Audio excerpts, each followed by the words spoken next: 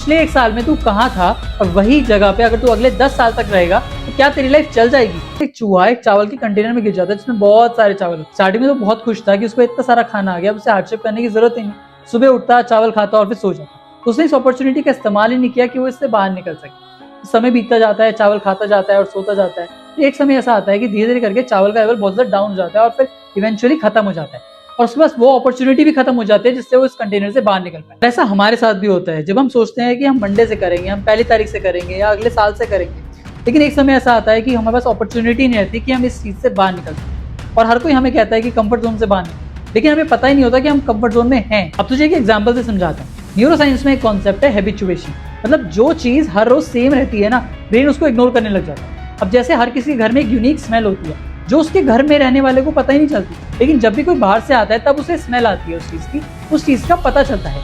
And this is what habituation is. तो अगर तुझे पता करना है कि तू कंफर्ट जोन में है या जेन्युइनली अपनी लाइफ में बहुत अच्छा कर रहा है, तो उसके लिए एक प्रैक्टिस है।